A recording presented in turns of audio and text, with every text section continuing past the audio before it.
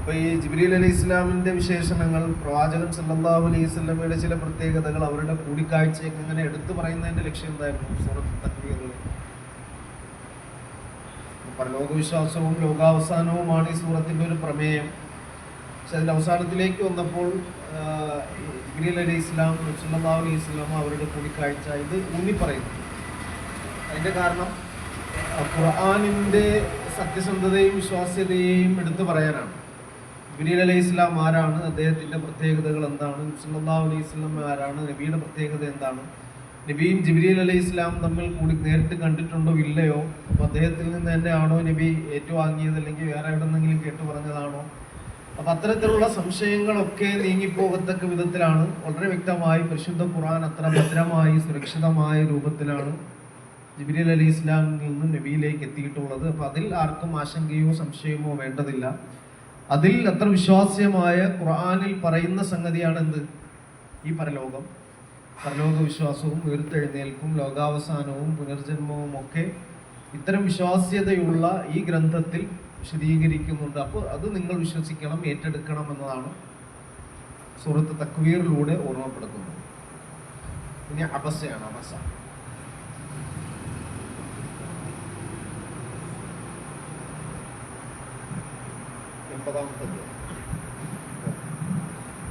أعوذ بالله من الشيطان الرجيم. بسم الله الرحمن الرحيم.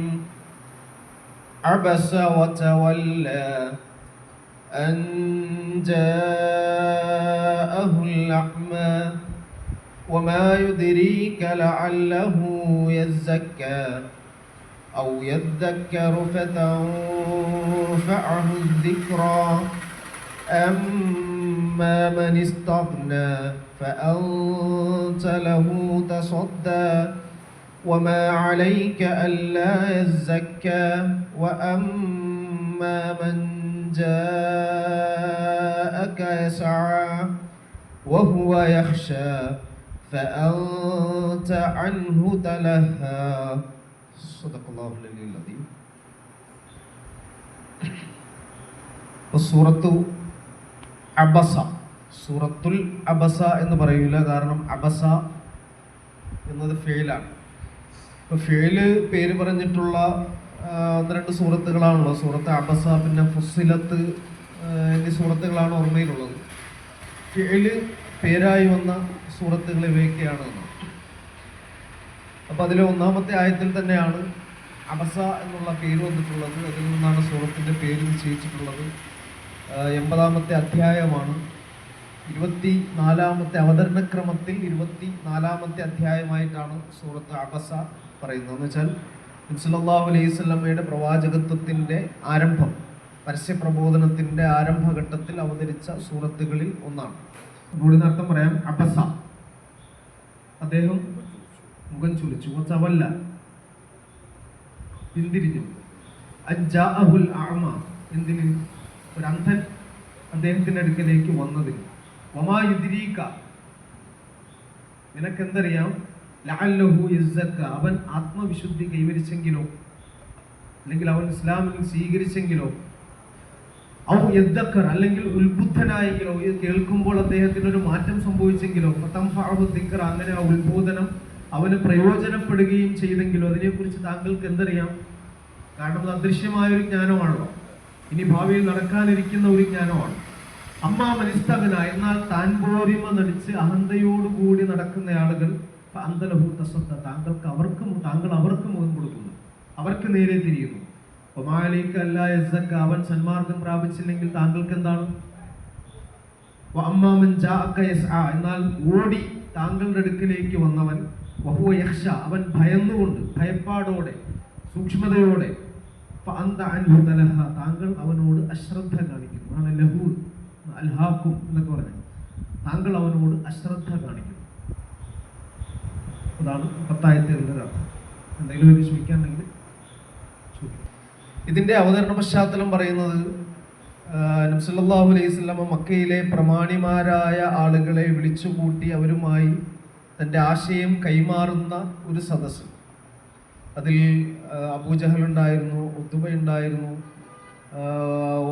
Ubayy bin Khalaf ഉണ്ടായിരുന്നു, ഉമയ്യത്ത് bin Khalaf ഉണ്ടായിരുന്നു. അങ്ങനെ പ്രമാണിമാർ, മക്കയിലെ പ്രമാണിമാരായ ആളുകൾ. ഈ ആളുകളാണ് പ്രവാചകൻ സല്ലല്ലാഹു അലൈഹി വസല്ലമയുടെ ഏറ്റവും ബന്ധവീരികളായ, ഏറ്റവും വലിയ ശത്രുക്കളായ ആളുകളായിരുന്നു.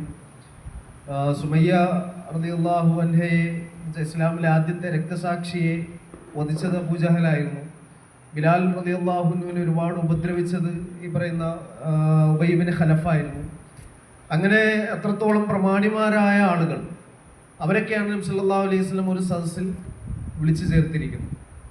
അപ്പോൾ ഇസ്ലാമിനോടുള്ള ശത്രുത എത്രത്തോളം ജനങ്ങൾക്ക് വളർന്നിട്ടുണ്ടായിരിക്കണമെന്ന് അധികം ഊഹിക്കാവുന്നതേ ഉള്ളൂ. കാരണം അവരെ വിളിച്ചാൽ നബിയുടെ സദസ്സിൽ വരികയും ഇരിക്കുകയും ചെയ്യുന്ന അത്രയേ ശത്രുത വളർന്നിട്ടുള്ളൂ. അപ്പം അത്ര കാലമേ ആയിട്ടുള്ളൂ, പ്രബോധനം ആരംഭിച്ച് അത്ര കാലമേ ആയിട്ടുള്ളൂ. അങ്ങനെ ഒരു പശ്ചാത്തലത്തിലാണ് ഈ സൂറത്ത് അവതരിക്കുന്നത്. അപ്പോൾ അവിടെ ഇവരെയൊക്കെ വിളിച്ചു കൂട്ടിയിരിക്കുന്നു. അപ്പോൾ അവിടെ അബ്ദുല്ലാഹി ഇബ്നു ഉമ്മു മക്തൂം എന്ന് പറയുന്ന ഒരു അന്ധനായ നബി സല്ലല്ലാഹു അലൈഹി വസല്ലമയുടെ സദസ്സിലേക്ക്, ഈ സദസ്സിലേക്ക് വരികയും എന്നിട്ട് നബിയോട്, പ്രവാചകരെ എനിക്ക് സന്മാർഗത്തെ കുറിച്ച് അറിയിച്ചു തരിക എന്നതാണ് ആയിഷ റളിയല്ലാഹു അൻഹ റിപ്പോർട്ട് ചെയ്യുന്ന ഒരു ഹദീസ് ഉള്ളത്.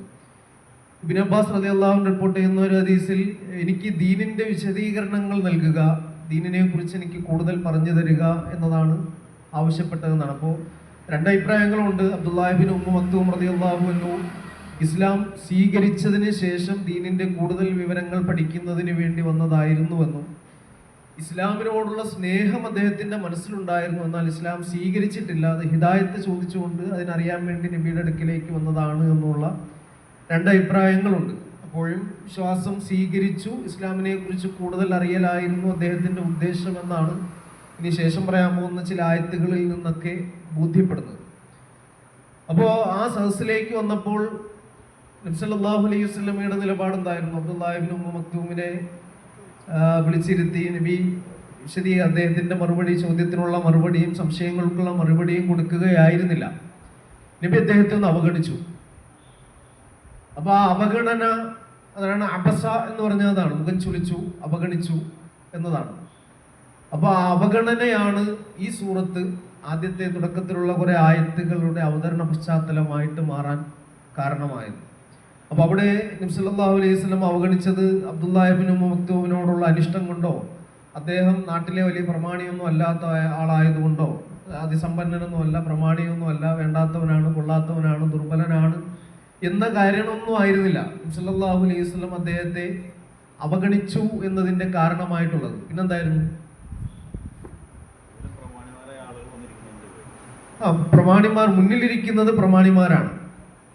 ഇപ്പൊ ഈ അബ്ദുല്ലാഹി ഇബ്നു ഉമ്മു മക്തൂമിന് ഇസ്ലാം ഒരുപാട് പറഞ്ഞു കൊടുത്ത് അദ്ദേഹത്തിന്റെ സംശയമൊക്കെ തീർത്ത് പോയി കഴിഞ്ഞാലും ആള് അന്ധനാണല്ലോ. അപ്പോൾ ഒരു അന്ധന് എത്രത്തോളം പ്രബോധന ദൗത്യവുമായിട്ട് മുന്നോട്ട് പോകാൻ കഴിയും? ഒരു അന്ധൻ എത്ര പേരെ ഇസ്ലാമിലേക്ക് കൊണ്ടുവരാൻ കഴിയും? എത്രത്തോളം നാട്ടിൽ സ്വാധീനമുണ്ടാവും? എന്നാൽ മുന്നിലിരിക്കുന്ന പ്രമാണിമാരിൽ ഏതെങ്കിലും ഒരാൾ നബിയുടെ വാക്ക് കേട്ട് നബിയിൽ ഇസ്ലാം സ്വീകരിച്ചു കഴിഞ്ഞാൽ ആ ഒരു പ്രദേശം അല്ലെങ്കിൽ അവരുടെ കീഴിലുള്ള ഒരുപാട് പേർ, നൂറുകണക്കിന് ആളുകൾ ഇസ്ലാമിന്റെ സന്ദേശം എത്തുകയും ഇസ്ലാമിനത് ഗുണപ്രദമാവുകയും ചെയ്യും എന്നതായിരുന്നു നബി സല്ലല്ലാഹു അലൈഹി വസല്ലമയുടെ മനസ്സിലുണ്ടായിരുന്നത് എന്നാണ് മുഫസ്സിറുകൾ പറയുന്നത്. അതോടൊപ്പം അബ്ദുല്ലാഹി ഇബ്നു ഉമ്മു മക്തൂമിനെ അവഗണിച്ച് തള്ളിയതുമല്ല. ആരായിരുന്നു അബ്ദുല്ലാഹി ഇബ്നു ഉമ്മു മക്തൂം? നബിയുമായിട്ടുള്ള ബന്ധം, നബി സല്ലല്ലാഹു അലൈഹി വസല്ലമയുടെ ഭാര്യ ഖദീജ റളിയല്ലാഹു അൻഹയുടെ മാതൃ സഹോദരനായിരുന്നു. അതോടൊപ്പം മാതൃ സഹോദര പുത്രനും പിതൃ സഹോദരി പുത്രനുമായിരുന്നു. ഖദീജ റളിയല്ലാഹു അൻഹയുടെ ഉമ്മയുടെ സഹോദരന്റെ മകനായിരുന്നു. അതോടൊപ്പം വാപ്പയുടെ സഹോദരിയുടെ മകനുമായിരുന്നു. ഖദീജ റളിയല്ലാഹു അൻഹയുടെ ഉമ്മയും വാപ്പയും വഴിക്കുള്ള ബന്ധം അബ്ദുല്ലാഹി ഇബ്നു ഉമ്മു മക്തൂമിനുണ്ടാണ്. അപ്പൊ നബിയുമായിട്ടുള്ള കുടുംബ ബന്ധം ഊഹിക്കാവുന്നതല്ലേ ഉള്ളൂ. ആ കാലഘട്ടത്തിൽ പ്രത്യേകിച്ചും അത്ര അടുത്ത കുടുംബ ബന്ധമുള്ള ഒരാളെ വെറുതെ അവഗണിച്ച് തള്ളിയൊന്നുമില്ല. അദ്ദേഹത്തെ ഒഴിവാക്കുകയില്ല, ആക്ഷേപിക്കുകയില്ല, അങ്ങനെ ഒന്നും ചെയ്യില്ല. ഇനി അക്രമിയാണെങ്കിൽ പോലും ഉപദ്രവിക്കുന്നില്ല എന്ന് നമ്മൾ മുമ്പ് പറഞ്ഞു. അബൂലഹബിന്റെ പേരെന്തുകൊണ്ട് ഖുർആൻ എടുത്ത് പറഞ്ഞു എന്ന് പറഞ്ഞെടുത്ത് നമ്മൾ പറഞ്ഞില്ല. അബൂലഹബ് ഈ ജാഹിലിയ വ്യവസ്ഥിതിയിൽ നിലനിന്നിരുന്ന ഒരു സംഗതി പോലും ഏറ്റെടുക്കാതെ കുടുംബക്കാരനായിരുന്നിട്ട് നബിയെ ആക്ഷേപിക്കുകയും നബിയെ തബ്ബല്ലക അലിഹാദ ജമാഅത്തന എന്നൊക്കെ ഉച്ചത്തിൽ വിളിച്ചു പറയുകയൊക്കെ ചെയ്തതിന്റെ ഫലമാണ്. മാത്രമല്ല അങ്ങനെ ഒരുപാട് കാരണങ്ങൾ ചേർന്നാണ് അബൂലഹബിന്റെ പേര് ഖുർആൻ എടുത്ത് പരാമർശിച്ചത് പോലും. അപ്പൊ അത്രത്തോളം അടുത്ത കുടുംബബന്ധം ഉണ്ടായിരുന്നു. അപ്പോൾ അബ്ദുല്ലാഹിബിന് മക്തൂമിനെ ഒന്നങ്ങോട്ട് മാറ്റി നിർത്തിയാലും ഇനിയും പറഞ്ഞു കൊടുക്കാൻ ഇഷ്ടംപോലെ സമയമുണ്ട്. തൻ്റെ കുടുംബക്കാരനാണ്, മാറിപ്പോകുന്നില്ല, എപ്പോൾ വേണമെങ്കിലും വിളിച്ച് അദ്ദേഹത്തിന്റെ സംശയം തീർക്കുക. എന്നാൽ ഇവരെ ഇപ്പോൾ വിട്ടു കഴിഞ്ഞാൽ കിട്ടോ? അവരെ കിട്ടില്ല.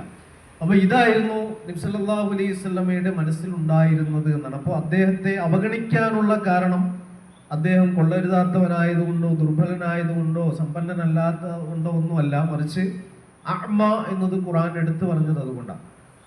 അന്ധതയായിരുന്നു അദ്ദേഹത്തിനെ അവഗണിക്കാനുണ്ടായ കാരണം. അപ്പൊ അതെന്തുകൊണ്ട് ഇത് ആയത്തായിട്ട് അവതരിച്ചു എന്നതിന്റെ പശ്ചാത്തലവും വിശദീകരണവും ഒക്കെ ഒഴികെ പറയാം. അതാണ് അബസ വതവല്ല. അബസ, മുഖം ചുളിച്ചു. മുഖം ചുളിവാണല്ലോ അവഗണനയുടെ ലക്ഷണം. ഒരാളെ കാണുമ്പോൾ മുഖം ചുളിച്ചാൽ അവനെ ഇഷ്ടപ്പെട്ടില്ല, ഒരു നീരസം തോന്നുന്നു, അനിഷ്ടം തോന്നുന്നു എന്നാണല്ലോ ആ മുഖം ചുളിവിന്റെ അർത്ഥം. അപ്പൊ അബസ, അദ്ദേഹം മുഖം ചുളിച്ചു. വതവല്ല, എന്നിട്ട് പിന്തിരിഞ്ഞു, മാറി നിന്നു, പിന്തിരിഞ്ഞു. സല്ലല്ലാഹു അലൈഹി വസല്ലം പിന്തിരിഞ്ഞു പോയതല്ല, അദ്ദേഹത്തെ ഒന്ന് നേർക്ക് നേരെ കണ്ടപ്പോൾ ഒന്ന് മുഖം ചുളിച്ചിട്ട് ഇങ്ങോട്ടേക്കൊന്നു സല്ലല്ലാഹു അലൈഹി വസല്ലം പിന്തിരിഞ്ഞു. അപ്പൊ ഇവിടെ നബി സല്ലല്ലാഹു അലൈഹി വസല്ലമയാണെന്ന് പേരെടുത്ത് പറയുന്നുണ്ടോ? പേരെടുത്ത് പറയുന്നില്ല. നബിക്ക് അവതരിക്കുന്ന ആയത്തായതുകൊണ്ട് പറയേണ്ടത് എന്തായിരുന്നു? അവസ്ഥ, നീ മുഖം ചുളിച്ചു, നീ പിന്തിരിഞ്ഞു, തവല്ലൈത്ത എന്ന് പറയണമായിരുന്നു. പക്ഷെ ഇത് നബിയോടല്ലാത്ത വേറെ ആരോടോ പറയുന്ന രൂപത്തിലാണ് ഖുർആൻ ആയത്തുകളെ അവതരിപ്പിച്ചത്. വേറെ ആരോട്? അപ്പോൾ എന്ന് വെച്ചാൽ നബി സല്ലല്ലാഹു അലൈഹി വസല്ലമയ്ക്ക് അങ്ങനെ അവഗണിച്ചു എന്നുള്ള ഒരു തോന്നൽ ഉണ്ടായിരുന്നില്ല, മനസ്സിലുണ്ടായിരുന്നില്ല. ഒരു അവഗണനയുടെ തോന്നലോ അദ്ദേഹത്തെ മാറ്റി നിർത്തുന്നതിൻ്റെ ഒരു തോന്നലോ ആയിരുന്നില്ല. അല്പം കഴിഞ്ഞ് പിന്നീട് ഇവരൊക്കെ പോയതിനു ശേഷം അദ്ദേഹത്തെ വിളിച്ചിരുത്തി പറഞ്ഞു കൊടുക്കാമല്ലോ എന്നുള്ളൊരു ചിന്താഗതിയായിരുന്നു. പക്ഷെ അപ്പോഴും നോക്കുമ്പോൾ ഇത് നബി സല്ലല്ലാഹു അലൈഹി വസല്ലമയെ ആക്ഷേപിക്കുന്നതാണോ, ഈ ആക്ഷേപിച്ചുകൊണ്ടാണോ ആയത്തുകൾ അവതരിച്ചത് എന്നുള്ള ഒരു തോന്നൽ കൂടി അതിൽ വരാം. ശരിക്കും പ്രത്യക്ഷത്തിൽ തോന്നുമ്പോൾ നബിയുടെ ഈ ഒരു അവഗണനയെ തിരുത്തിക്കൊണ്ട് അവതരിക്കുന്ന സൂറത്തുകളാണ്, ആയത്തുകളാണ്, വചനങ്ങളാണ് എങ്കിൽ പോലും ശരിക്കും ഈ വചനങ്ങൾ സത്യനിഷേധികളുടെ അവിടെ ഉണ്ടായിരുന്ന പ്രമാണിമാരായ അബൂ ജഹൽ ഉൾപ്പെടെയുള്ള ഉത്ബയും ഷൈബയും ഉബൈബിനെ ഖലഫൊക്കെ പോലുള്ള ആളുകളെയാണ് ഈ സൂറത്ത് ആക്ഷേപിക്കുന്നത്. കാരണം അവരുടെ പ്രമാണിത്വവും അവരുടെ ഹുങ്കും അവരുടെ അഹങ്കാരങ്ങളും ഇത്രത്തോളമുള്ള ഈ വിശ്വാസ്യമായ പ്രവാചകൻ സല്ലല്ലാഹു അലൈഹി വസല്ലമയുടെ വചനങ്ങൾ ഏറ്റെടുക്കുവാനോ ഉൾക്കൊള്ളുവാനോ ഇവർ അന്ധൻ വരുന്നത് പോലെ, അന്ധൻ പോലും അതിനെ സ്വീകരിക്കാൻ വരുമ്പോൾ ഇത്തരം പ്രമാണിമാരായ കാഴ്ചയുള്ള, ആരോഗ്യമുള്ള, സമ്പത്തുള്ള ആളുകൾ ഇതിനെ ഏറ്റെടുക്കാൻ, ഇതിനെ ഉൾക്കൊള്ളാൻ സന്നദ്ധരാകുന്നില്ലല്ലോ എന്നൊരു വശവും ഈ ആയത്തുകൾ അവതരിച്ചതിനുണ്ട് എന്നാണ്. അപ്പോൾ അവിടെ അബസ വതവല്ല, അവർ മുഖം ചുളിച്ചു, അവൻ മുഖം ചുളിച്ചു, പിന്തിരിഞ്ഞു. എന്തിന്? കാരണം എന്താ? അൻജാഅഹുൽ അഅ്മ, ജാഅഹു, ജാഅ വന്നു, ജാഅഹു, ജാഅഹു, ജാഅ എന്ന് വെച്ചാൽ അവൻ വന്നു എന്നാണ്. ജാഅഹു, അദ്ദേഹത്തിന്റെ അടുക്കൽ വന്നതിന്, അൻ ജാഅഹു, അദ്ദേഹത്തിന്റെ അടുക്കൽ അഥവാ നബിയുടെ അടുക്കൽ വന്നതിന്. അവിടെ നബിയാണല്ലോ ഉദ്ദേശം. ആര് വന്നതിന്? വന്നതാരാണ്? അൽ അഅ്മ, അന്ധൻ, കുരുടൻ. അന്ധൻ നബിയുടെ അടുക്കൽ വന്നതിന് മുഖം ചുളിക്കുകയും അവഗണിക്കുകയും ചെയ്തു, അല്ലെങ്കിൽ പിന്തിരിയുകയും ചെയ്തു. അപ്പൊ അന്ധതയാണ് അവഗണനയുടെ കാരണം എന്ന് കൃത്യമാണ്. അപ്പൊ അദ്ദേഹം വന്നതാണ് അവിടെ അനിഷ്ടകരമായിട്ട് തോന്നിയത് എന്നും വ്യക്തമാണ്, അല്ലാതെ വേറൊരു കുറവുമല്ല. അപ്പൊ അവിടെ അന്ധതയ്ക്ക് കാരണം നേരത്തെ പറഞ്ഞതുപോലെ ഈ അന്ധൻ ഉപകാരപ്പെടുന്നതിനേക്കാൾ കൂടുതൽ ദീനിനും പ്രബോധനത്തിനും ഉപകാരപ്പെടുന്നതാരാണ്? കാഴ്ചയുള്ള, നാട്ടിൽ സ്വാധീനമുള്ള ആളുകളാണ്. ഈ അബ്ദുല്ലാഹിബ്നു ഉമ്മു മക്തൂം ആരായിരുന്നു? ഇക്കാലത്ത് ആദ്യ കാലഘട്ടത്തിൽ ഇസ്ലാം സ്വീകരിച്ച ആളായിരുന്നു. സല്ലല്ലാഹു അലൈഹി വസല്ലമയുടെ ആരായിരുന്നു? മുഅദ്ദിൻ, ബാങ്ക് കൊടുക്കുന്ന ആളായിരുന്നു, മുഅദ്ദിനായിരുന്നു, മുഅദ്ദിൻ റസൂലുള്ളാഹിയായിരുന്നു. ബിലാൽ റളിയല്ലാഹു അൻഹുവിനെ പോലെ. സുബൈക്ക് 2 ബാങ്ക് ഉണ്ടായിരുന്നു എന്നാണ്, പ്രത്യേകിച്ച് റമദാനിൽ. ഒന്ന് അത്താഴം കഴിക്കാൻ എഴുന്നേൽക്കാനുള്ള, റമദാൻ അല്ലാത്തപ്പോൾ തഹജ്ജുദ് നമസ്കരിക്കാനുള്ള ഒരു ബാങ്കും അത് അബ്ദുല്ലാഹിബ്നു ഉമ്മു മക്തൂം കൊടുത്തിരുന്നതാണ്. രണ്ടാമത്തെ ബാങ്ക് ബിലാൽ റളിയല്ലാഹു അൻഹു കൊടുക്കും, സുബഹിയുടെ ബാങ്ക്. അങ്ങനെ 2 ബാങ്കുകൾ കൊടുത്തിരുന്നു എന്നാണ് അന്ന് പോലും. നബി സല്ലല്ലാഹു അലൈഹി വസല്ലം മദീനയിൽ ഇല്ലാതിരുന്ന ഘട്ടങ്ങളിൽ ബാങ്ക് കൊടുക്കാൻ ഏൽപ്പിച്ചിരുന്നത് അബ്ദുല്ലാഹി ഇബ്നു മക്തൂമിനെ ആയിരുന്നു. അവിടുത്തെ മദീനയുടെ തന്നെ ചുമതല അദ്ദേഹത്തെ ഏൽപ്പിച്ചിരുന്നത്. മദീനയുടെ തന്നെ ചുമതല ഏൽപ്പിച്ചിരുന്നത് അബ്ദുല്ലാഹി ഇബ്നു മക്തൂമിനെ ആയിരുന്നു. ആരാ? അന്ധനെയായിരുന്നു ഏൽപ്പിച്ചിരുന്നത്. അവസാനം ഖാദിസിയ യുദ്ധം കഴിഞ്ഞ് മടങ്ങി വരുമ്പോൾ മരണപ്പെട്ടു എന്നും യുദ്ധത്തിൽ മരണപ്പെട്ടു എന്നൊക്കെ അഭിപ്രായമുണ്ട് ഖാദിസിയ യുദ്ധത്തിൽ. അപ്പൊ ഇതാണ് അബ്ദുല്ലാഹി ഇബ്നു മക്തൂം. അപ്പൊ അത്രത്തോളം ദീനിന് ഉപകാരപ്പെട്ടിട്ടുണ്ട് എന്നാണ് പിൽക്കാലത്ത്.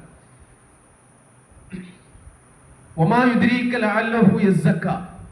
ഇനി ഖുർആൻ ചോദിക്കുന്നുണ്ട്, അല്ലാഹു ചോദിക്കുന്നുണ്ട്, വമാ യുദ്രീക അദ്റ ലാദ്രി എന്ന് പറയല്ലോ. ലാദ്രി എന്ന് വെച്ചാൽ മാദ്രാക്ക്, നിനക്ക് എന്തറിയാം. വമാ യുദ്രീക അതിന്റെ മുളാരിയാണ്. മാദ്രാക്ക എന്നതിന്റെ മുളാരിയാണ് വമാ യുദ്രീക, താങ്കൾക്ക് എന്തറിയാം. ലഅല്ലഹു യസ്സക്ക, ലഅല്ലഹു യസ്സക്ക. തസ്കിയത്ത് നമ്മൾ പറയാറുണ്ടല്ലോ. തസ്കിയത്ത് തസ്കിയത്ത് എന്ന് വെച്ചാൽ സംസ്കരണം, ശുദ്ധീകരിക്കുക. സക്കാത്ത് അതിൽ നിന്നൊന്നാണ്.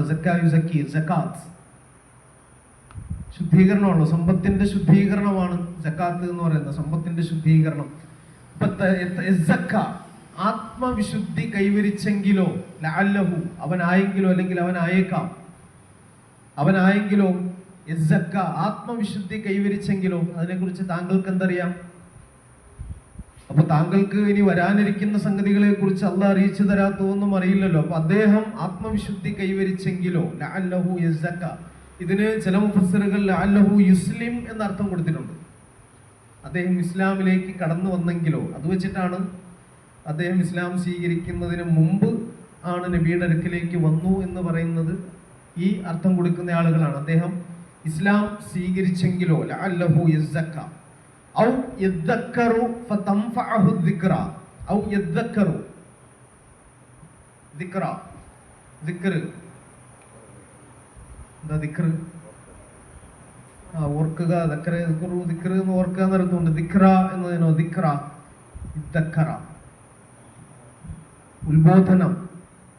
ഉത്ബോധനം എന്ന അർത്ഥത്തിലാണോ. ഔ യദ്ദക്കർ, അദ്ദേഹം ഈ ഉത്ബോധനം ഏറ്റെടുക്കുകയും ചെയ്തെങ്കിലോ, അങ്ങനെ ഏറ്റെടുക്കുന്നതിന്റെ ഫലമായി തസ്കിയത്തും തദ്കിറത്തും രണ്ടുമാണ്. തസ്കിയത്താണ് യസ്സക്ക, മറ്റേത് തദ്കിറയാണ് ഉത്ബോധനം. അപ്പൊ ഒന്ന് ആത്മവിശുദ്ധി കൈവരിക്കുക, മറ്റൊന്ന് ഉത്ബുദ്ധനാവുക. ഇത് രണ്ടും കൈവരിക്കാൻ അദ്ദേഹം സന്നദ്ധനാണെങ്കിലോ, അങ്ങനെ കൈവരിക്കാൻ കഴിഞ്ഞെങ്കിലോ, ഫതൻഫഅഹു ദിക്റ, അങ്ങനെ അദ്ദേഹത്തിന് ഈ ഉത്ബോധനം ഉപകാരപ്രദമാവുകയും ചെയ്തെങ്കിലോ, അങ്ങനെ ഉപകാരപ്രദമായേക്കാം. ഫതൻഫഅഹു ദിക്റ, അവന് ഈ ഉത്ബോധനം പ്രയോജനപ്രദമാവുകയും ചെയ്തേക്കാം. അപ്പൊ അതിനെക്കുറിച്ച് താങ്കൾക്ക് എന്തറിയാം എന്ന് അള്ളാഹു ചോദിക്കുകയാണ്. അപ്പൊ അവിടെ ഈ പറഞ്ഞ പ്രമാണിമാർക്ക് അവർ ഇസ്ലാം സ്വീകരിച്ചാൽ ദീനിന് ഉപകാരപ്രദമാകും എന്ന നബി സല്ലല്ലാഹു അലൈഹി വസല്ലമയുടെ ആ കാഴ്ചപ്പാട് അന്നേരം നബി ചിന്തിച്ചത് ശരിയായിരുന്നോ? അല്ലെ, നമ്മളും അങ്ങനെയൊക്കെ ആയിരിക്കുമല്ലോ നോക്കുക. പ്രബോധന ദൗത്യം നിർവഹിക്കുന്ന സന്ദർഭത്തിൽ, അല്ലെങ്കിൽ നാട്ടിൽ അല്പം പേരും പ്രശസ്തിയുമുള്ള ഒരാൾ ഇത് ഏറ്റെടുത്തു കഴിഞ്ഞാൽ ഒരുപാട് ഗുണങ്ങൾ ഉണ്ടാവും ദീനിന് എന്നതായിരിക്കും കൂടുതൽ ചിന്തിക്കുക. അപ്പൊ ആ ചിന്ത കുഴപ്പമൊന്നുമില്ല, ആ ചിന്ത നല്ലതാണ്. പക്ഷെ ആ ചിന്തയുടെ പേരിൽ ചോദിച്ചു വരുന്ന, ആഗ്രഹിച്ചു വരുന്ന ഒരാളെ മാറ്റി നിർത്തുന്നുണ്ട് എങ്കിൽ അത് ശരിയല്ല എന്നതാണ് ഖുർആൻ നൽകുന്ന സന്ദേശം. രണ്ടാമതൊരു ഉമർ ദീനിലേക്ക് കടന്നു വരണമെന്ന് നബി സല്ലല്ലാഹു അലൈഹി വസല്ലം പ്രാർത്ഥിച്ചിരുന്നല്ലോ. ആ പ്രാർത്ഥന വേണം, അത്തരം ആഗ്രഹങ്ങൾ വേണം. കാരണം ഇപ്പോ ഇസ്ലാമിനെ ഏറ്റവും കൂടുതൽ തള്ളിപ്പറയുന്ന ആളുകൾ ഇസ്ലാമിലേക്ക് കടന്നു വന്നു കഴിഞ്ഞാൽ ഒരുപാട് ഗുണമുണ്ടാവും, അല്ലേ? അയ്യൂബ് മൗലവി യഥാർത്ഥ ആശയത്തിലേക്ക് കടന്നു വന്നപ്പോൾ ഉള്ള ഒരു ഗുണമുണ്ടല്ലോ.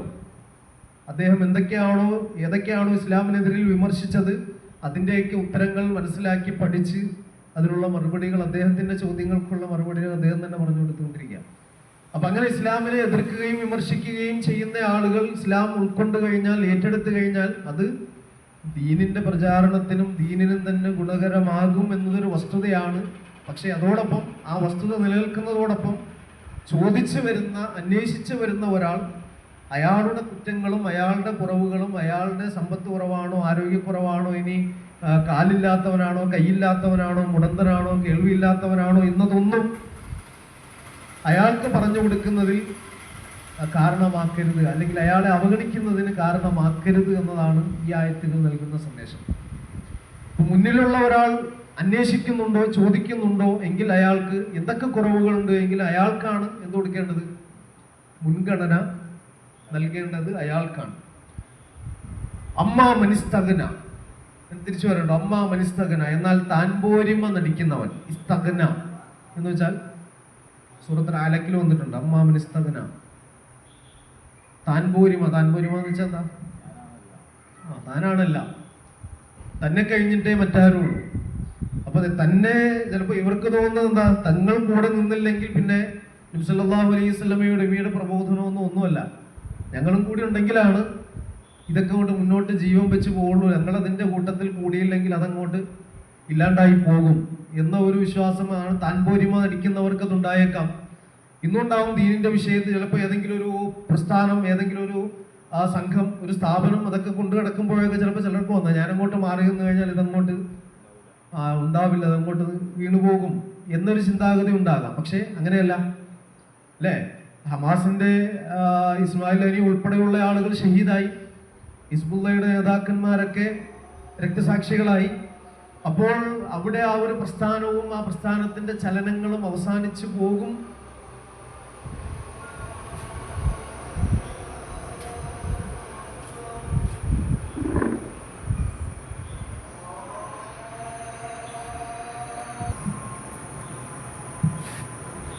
അപ്പൊ ഇത്തരം നേതാക്കളൊക്കെ മരണപ്പെടുന്നതോടുകൂടി ആ പ്രസ്ഥാനം തന്നെ ഇല്ലാതായി പോകും എന്നുള്ള ചിന്താഗതി ചിലർക്കുണ്ടാവും. പക്ഷേ അതിനൊരു നേരുണ്ടെങ്കിൽ, സത്യമുണ്ടെങ്കിൽ, അതിന് വിശ്വാസമുണ്ടെങ്കിൽ അതൊക്കെ ലോകാവസാനം വരെയും നിലനിൽക്കും എന്ന് തന്നെയാണ്. സല്ലല്ലാഹു അലൈഹി വസല്ലമയ്ക്ക് ആൺമക്കളില്ലാത്തതിന്റെ പേരിലും അവരത് ആക്ഷേപിച്ചിരുന്നു.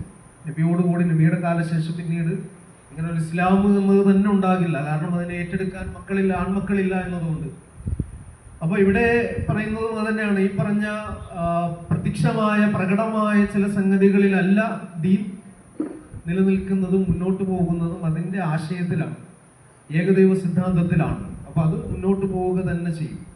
അപ്പൊ ഈ ഇസ്തിഗ്നാ കാണിക്കുന്ന ആളുകൾ, താൻ പോരിമ നടിക്കുന്ന ആളുകൾ, തങ്ങളാണ് എല്ലാത്തിനും കേമന്മാർ, തങ്ങൾ മതി, തങ്ങളല്ലാത്ത, തങ്ങളുടെ അഭിപ്രായമല്ലാത്ത, തങ്ങളുടെ വാക്കല്ലാത്ത ഒന്നും ഇതിനപ്പുറം ഇല്ല എന്ന് വിശ്വസിച്ച് ധരിക്കുന്ന ആളുകളെ സംബന്ധിച്ചിടത്തോളം അമ്മ മനിസ്തഗ്ന ഫഅന്തലഹു തസദ്ദ, അവർക്ക് താങ്കൾ കൂടുതൽ പരിഗണന കൊടുക്കുന്നു, അവരിലേക്ക് കൂടുതൽ ശ്രദ്ധ തിരിക്കുന്നു, അവരുടെ വാക്കുകൾ ഇങ്ങനെ കുറിപ്പിച്ച് കേൾക്കുന്നു, അവരിങ്ങനെ വാക്കുകൾ ഏറ്റെടുക്കണം എന്ന് ഇങ്ങനെ ആഗ്രഹിച്ച് താങ്കൾ നിൽക്കുന്നു. എന്നിട്ട് ചോദിക്കുന്നുണ്ട് ഒമാ അലൈക അല്ലാ യസ്സക്ക, അവർ സംശുദ്ധരായില്ലെങ്കിൽ, അവർ ഇസ്ലാമിലേക്ക് കടന്നു വന്നില്ലെങ്കിൽ താങ്കൾക്ക് എന്താ?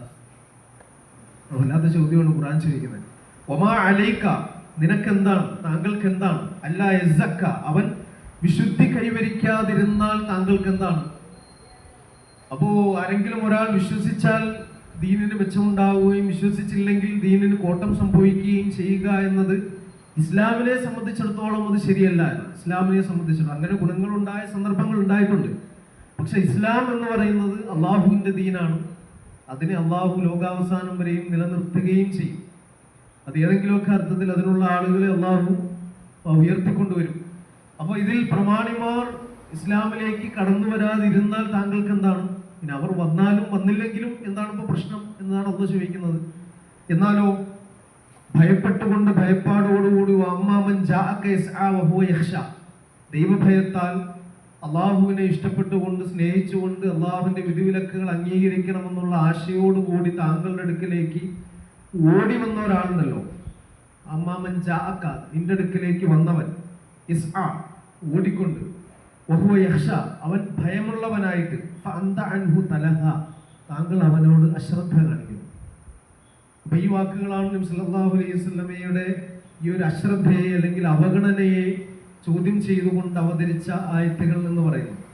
അപ്പോൾ ഓടിക്കൊണ്ട് ഭക്തനായി ഭയപ്പാടോടുകൂടി വന്നയാളിനെയോട് താങ്കൾ അശ്രദ്ധ കാണിക്കുകയും താൻ പോരിമ നടിച്ച് താങ്കളിരിക്കുന്ന സദസ്സിൽ പോലും, വിളിച്ച സദസ്സിൽ പോലും അഹങ്കാരത്തോടു കൂടി, ഗർവോടുകൂടി ഇരിക്കുന്ന ആളുകൾക്ക് താങ്കൾ പരിഗണന നൽകുന്നു, അവർക്ക് നേരെ മുഖം തിരിക്കുന്നു, അവരുടെ വാക്കുകൾ കേൾക്കുന്നു. അപ്പോൾ അത്, ആ നിലപാട് ശരിയല്ല. അവിടെ ഭയപ്പാടോടുകൂടി അള്ളാഹുവിനെ സൂക്ഷിച്ച് ജീവിക്കാൻ ഇഷ്ടപ്പെട്ട് കടന്നു വന്നയാളിനാണ് മുൻഗണന കൊടുക്കേണ്ടത്. അവൻ്റെ വാക്കുകളാണ് കേൾക്കേണ്ടത്, അവൻ്റെ സംശയങ്ങൾക്കാണ് മറുപടി കൊടുക്കേണ്ടത്. മറ്റുള്ളവർ അപ്പോൾ പ്രബോധന ദൗത്യം നിർവഹിക്കേണ്ട എന്നാണോ ഈ ആയത്ത് പറയുന്നത്? ആണോ? പ്രബോധനത്തിന് 2-3 ഘട്ടങ്ങളുണ്ട് നമ്മൾ മുമ്പ് പറഞ്ഞിട്ടുണ്ട്.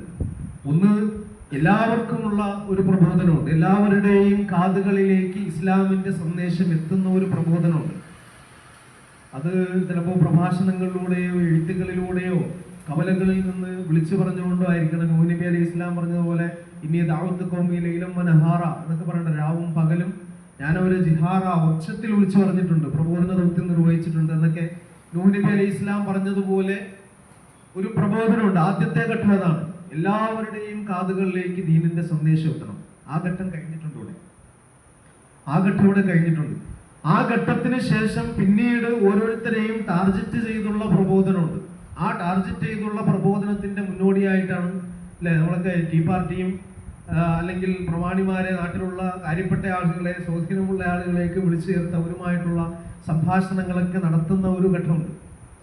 ആ ഘട്ടമാണ്. ഇനി അതല്ലാത്ത ഘട്ടമുണ്ട്. ഇനി ഓരോരുത്തരുടെയും വ്യക്തിപരമായി അവരുടെ വീടുകളിൽ പോയി വീടുകൾ സന്ദർശിച്ച് അവരോട് കാര്യം ബോധ്യപ്പെടുത്തുന്ന ഘട്ടമുണ്ട്. ആ ഘട്ടത്തിലൊക്കെയാണ് അബൂ ലഹബൊക്കെ പിറകെ നടന്ന് വീട്ടുകാരോട് നബിക്കെതിരിൽ ആരോപണം ഉന്നയിച്ചതും കുറ്റം പറഞ്ഞതൊക്കെ ആ ഘട്ടത്തിലായിരുന്നു. അപ്പൊ ഒന്നാമത്തെ ഘട്ടം കഴിഞ്ഞതിന് ശേഷം നടത്തിയ ഘട്ടത്തെ കുറിച്ചാണ് അല്ലാഹു ഈ പറയുന്നത്. അല്ലാതെ ആരുടെയും കാതിലേക്ക് പ്രബോധനം എത്തണ്ടെന്നോ പ്രബോധന ദൗത്യം നിർവഹിക്കേണ്ടെന്നോ വരുന്നവർക്ക് മാത്രം കൊടുത്താൽ മതി, അല്ലാത്തവരിലേക്ക് സന്ദേശം എത്തിച്ചു കൊടുക്കണ്ടെന്നോ ഉള്ള അർത്ഥത്തിലല്ല. ഈ പറഞ്ഞ അബൂജഹലായാലും മുത്തുബയും ഷൈബയൊക്കെ ആയാലും ഈ പറഞ്ഞ പ്രമാണിമാരായ ആളുകളുടെയൊക്കെ ചെവികളിൽ ഇസ്ലാമിന്റെ സന്ദേശം എത്തിക്കഴിഞ്ഞിട്ടുണ്ട്. തൗഹീദ് എന്താണ് എന്ന് അവർക്ക് മനസ്സിലായിട്ടുണ്ട്. നബി സല്ലല്ലാഹു അലൈഹി വസല്ലം എന്തിലേക്കാണ് പ്രബോധനം നിർവഹിക്കുന്നത് എന്നുള്ള കാര്യമൊക്കെ അവർക്ക് ബോധ്യപ്പെട്ടിട്ടുണ്ട്. പക്ഷെ അതിന്റെ ആഴത്തിലേക്കുള്ള ഒരു സന്ദേശം അവരുടെ മനസ്സിലെത്തിയിട്ടില്ല. അതുകൊണ്ടാണ് അവരുടെ എതിർപ്പ് ശക്തമാകാതിരുന്നത്. അതുകൊണ്ടാണ് അതിന്റെ തോത് എത്രത്തോളം വലുതാണ് എന്ന് അവർക്ക് മനസ്സിലായിട്ടില്ല. ആ മനസ്സിലാകാത്തത് കൊണ്ടാണ് എതിർപ്പ് ശക്തമാകാതിരുന്നത്. അപ്പൊ അത് ബോധ്യപ്പെടുത്തുക എന്നുള്ളൊരു ഘട്ടമായിരുന്നു നബി സല്ലല്ലാഹു അലൈഹി വസല്ലം നടത്തിക്കൊണ്ടിരുന്നത്. അപ്പോൾ ആ സന്ദർഭത്തിൽ കൂടുതൽ പരിഗണിക്കേണ്ടത് ആരെയാണ്? ആവശ്യം ഉന്നയിച്ച് അടുത്തേക്ക് വരുന്നവരാണ്, സദസ്സുകളിൽ വന്നിരിക്കാൻ ശ്രമിക്കുന്ന ആളുകളാണ്, ചോദിച്ചു വരുന്നവരാണ്. അവർക്ക് മുൻഗണന കൊടുക്കണം. അവർക്ക് മുൻഗണന കൊടുത്തിട്ട് മതി താൻ പോരുമ നടിച്ചിങ്ങനെ ഗൗരവത്തോടു കൂടിയിരിക്കുന്ന, ഗർവ് നടിച്ചിരിക്കുന്ന ആളുകൾക്ക് ഈ സന്ദേശം എത്തിച്ചു കൊടുക്കേണ്ടതുള്ളൂ എന്ന് അല്ലാഹു സല്ലല്ലാഹു അലൈഹി വസല്ലമയോട് നേർക്ക് നേരെ പറയുകയാണ്. അപ്പോൾ പ്രബോധനത്തിൽ പോലും, പ്രബോധനത്തിൽ എല്ലാവരുടെയും ചെവികളിലേക്ക് പ്രബോധനം എത്തണം, അത് അനിവാര്യമാണ്. എല്ലാവരുടെയും, നാട്ടിലുള്ള എല്ലാവരുടെയും ചെവികളിലേക്ക് ഇസ്ലാമിന്റെ സന്ദേശം എത്തിച്ചേരണം. എന്നിട്ട് അവിടെ നിന്നിട്ട് പിന്നെ രണ്ടാം ഘട്ടത്തിൽ ഏറ്റവും കൂടുതൽ സ്വാധീനം ചെലുത്താനുള്ള ആളുകളിലേക്ക് അതിന്റെ സന്ദേശം വ്യാപിക്കണം. ഓരോ ആളുകൾക്കും ഇതിന്റെ യഥാർത്ഥ സന്ദേശം എന്താണ് എന്ന് കൃത്യമായ അവരുടെ ചോദ്യങ്ങൾക്കുള്ള മറുപടിയും അവരുടെ സംശയങ്ങൾക്കുള്ള മറുപടിയും ഇസ്ലാമിന്റെ തൗഹീദും പരലോകവും ഒക്കെ എന്താണെന്നുള്ള കൃത്യമായ ആ മറുപടികളും അവരുടെ അടുക്കൽ പോയി അവരുമായിട്ട് ഇരുന്ന് സംവദിക്കുന്ന പ്രബോധനവും ഉണ്ടാകണം. ഇതൊക്കെ നടക്കണം. ഇതൊക്കെ നടക്കുമ്പോഴാണ് നാട്ടിലുള്ള, ഇല്ലെങ്കിലാണ് ഒരു ചോദ്യം വരിക. എൻ്റെ അയൽവാസിയായ എന്നൊരാൾ മുസ്ലിമായ ആളുണ്ടായിരുന്നു, 5 നേരം പള്ളിയിൽ പോകുമായിരുന്നു, നിസ്കരിക്കുമായിരുന്നു, പക്ഷേ എന്നോട് അയാൾ ഇന്നേ വരെ ദീനിനെ കുറിച്ചൊന്നും പറഞ്ഞിട്ടില്ല എന്നൊരാൾ അള്ളാഹുവിന്റെ മുന്നിൽ പറഞ്ഞാൽ നമ്മൾ തന്നെയാണ് പ്രതികൾ. കാരണം നമ്മൾ എല്ലാവരുടെയും കാതുകളിൽ എത്തത്തക്ക വിധത്തിലുള്ള പ്രബോധനം നിർവഹിച്ചിട്ടില്ല എന്നതാണ് ആദ്യപടി. അതാണ്. രണ്ടാമത്തതാണ് പിന്നെ ബാക്കിയുള്ളത്, 2ഉം 3ഉമാണ് ബാക്കിയുള്ളത്. വ്യക്തിപരമായി പോയി കണ്ട് അറിയിച്ചു കൊടുക്കുക എന്നൊക്കെ പറയുന്ന അടുത്ത ഘട്ടത്തിലാണ്. അപ്പൊ എല്ലാവരുടെയും കാതുകളിലേക്ക് എത്തുന്ന ഒരു പ്രബോധനം നിർവഹിക്കണം. പിന്നീട് നമ്മളൊക്കെ ചെയ്യുന്ന പോലുള്ള ടാർഗറ്റ് പ്രബോധന ദൗത്യങ്ങൾ, നാട്ടിലെ സ്വാധീനമുള്ള ആളുകളെ കണ്ടെത്തിയിട്ടുള്ള പ്രബോധന ദൗത്യങ്ങൾ, അതൊക്കെയും നിർവഹിക്കേണ്ടത് അടുത്ത ഘട്ടത്തിലാണ്. അപ്പൊ ഇതാണ് ഇത്രയും ആയത്തുകളിലുള്ള സൂറത്ത് അബസയുടെ ഒരു വിശദീകരണം. പ്രവാചകൻ സല്ലല്ലാഹു അലൈഹി വസല്ലമയ്ക്ക് ഒരു അബദ്ധം ഉണ്ടാകാൻ പാടില്ലല്ലോ. ഒന്ന് മാനുഷികമായ സംഗതിയാണ്. ഇപ്പൊ ഈ സംഭവിച്ചത് മാനുഷികമായതാണ്. മാനുഷികമായ ഒരു പ്രയോറിറ്റി ഇതാണ് കൂടുതൽ ഉപകാരപ്രദം എന്ന് എല്ലാവർക്കും തോന്നുന്നത് പോലെ സല്ലല്ലാഹു അലൈഹി വസല്ലമയ്ക്കും തോന്നിയിരുന്നു. പക്ഷേ ഈ ദീനിന്റെ വിഷയത്തിൽ, ദീനിന്റെ ആശയങ്ങൾ കൈമാറുന്ന വിഷയത്തിൽ അങ്ങനെ ഒരു പ്രയോറിറ്റി അല്ല. പ്രയോറിറ്റി വേണ്ടത് എവിടെയാണ്? ആവശ്യക്കാർക്കാണ് ആദ്യ പ്രയോറിറ്റി. അത് കഴിഞ്ഞിട്ടാണ് ഉണ്ടാവുന്നത്. ഇപ്പൊ അബ്ദുല്ലാഹി ഇബ്നു ഉമ്മൂക്ക് അവിടെ വന്നില്ലായിരുന്നെങ്കിൽ ആ പ്രശ്നം ഉണ്ടായില്ല. അദ്ദേഹം ഈ സംശയവുമായിട്ട് വന്നില്ലായിരുന്നുവെങ്കിൽ അവിടെ അവർക്ക് അവരോട് തന്നെയായിരുന്നു സമ്മതിക്കേണ്ടിയിരുന്നത്. പക്ഷെ ഇവിടെ ചോദിച്ചു വന്നയാൾ ഇപ്പുറത്ത് കൂടെ ഇരിക്കുന്ന ആളുകൾ ഇസ്തഗ്ന എന്ന വാക്കിന് പ്രാധാന്യമുണ്ട്. കാരണം അവരുടെ ആ ഇരിപ്പിന്റെ ഒരു അഹങ്കാരവും ഗർവവും ഒക്കെ ഇസ്തഗ്ന എന്ന് പറയുന്ന വാക്കിൽ തന്നെ ഉണ്ടെന്നാണ്. നബിയുടെ മുന്നിൽ ഇരിക്കുമ്പോൾ ചിലപ്പോൾ നബി പറയുമ്പോഴേക്കും അവരിങ്ങനെ കണ്ണുതള്ളി ഇങ്ങനെ ഇരിക്കുകയായിരിക്കും, ഇങ്ങനെ നോക്കി അഹങ്കാരത്തോടു കൂടി ഇങ്ങനെ ഇരിക്കുകയായിരിക്കും, കാലുമേ കാലും കയറ്റി. അപ്പൊ ആ ഒരു ഇസ്തഗ്ന എന്നുള്ള പ്രയോഗത്തിൽ അതൊക്കെ ഉണ്ട്. അപ്പൊ അങ്ങനെ അത്ര ഗർവോടുകൂടി അഹങ്കാരത്തോടുകൂടി ഇരിക്കുന്ന ആളുകൾക്കല്ല. അപ്പൊ അവിടെ ചിലപ്പോൾ നബി സല്ലല്ലാഹു അലൈഹി വസല്ലം ചെറുതായി പോകുന്നുണ്ടാവും. ആ വേദിയിൽ, ആ സദസ്സിൽ നബി സല്ലല്ലാഹു അലൈഹി വസല്ലം ഇരിക്കുമ്പോൾ ചെറുതായി പോകുന്നുണ്ടാവും. അതൊരു പ്രശ്നമാണല്ലോ. അപ്പൊ അവിടെ അബ്ദുല്ലാഹി ഇബ്നു മക്തൂം നിങ്ങൾ പൊയ്ക്കോ, അല്ലെങ്കിൽ നിങ്ങളല്ല എനിക്കിവിടെ പ്രാധാന്യം, ദീൻ ചോദിച്ചു വന്ന ആളാണ് എന്ന് നബി പറയണമെന്നാണ്. അപ്പൊ അവരുടെ ചെൽപ്പടിക്ക് നിൽക്കലല്ല വേണ്ടത് എന്നുള്ളൊരു സന്ദേശം ഉണ്ടല്ലോ നമ്മെ സംബന്ധിച്ചിടത്തോളം. അതൊക്കെ അതെല്ലാം കൂടി ചേർന്നതാണ്. അതാണ് ഈ ലോകാവസാനം വരെ നിലനിൽക്കുന്നതാണല്ലോ ഇത്. നബി സല്ലല്ലാഹു അലൈഹി വസല്ലം ഉസ്വ ഹസനയാണ്, ഏറ്റവും ഉത്തമമായ ഉദാത്തമായ മാതൃകയാണ്. ആ നബിയുടെ മാതൃകകൾ എല്ലാത്തിലും ഉണ്ട്, ഇതിലും ഉണ്ട്. അപ്പൊ ആ ഒരു മാതൃക, ഈ ഒരു മാതൃക ചിലപ്പോൾ പിൻഗാമികൾ സ്വീകരിച്ചാലോ, അപ്പോൾ ഇവിടെയുള്ള മാതൃക നബി സ്വീകരിച്ചതല്ല എന്നാണല്ലോ അന്ന് തിരുത്തി കൊടുക്കുന്നത്. പ്രയോറിറ്റി കൊടുക്കേണ്ടത് ദീനിന്റെ വിഷയത്തിൽ, ദീൻ പഠിപ്പിക്കുന്നത്. നബി സല്ലല്ലാഹു അലൈഹി വസല്ലമ ഈ ആളുകളുടെ മുന്നിൽ ചെറുതായി പോകാനും പാടില്ല എന്നൊരു സന്ദേശമുണ്ട് അതിന്.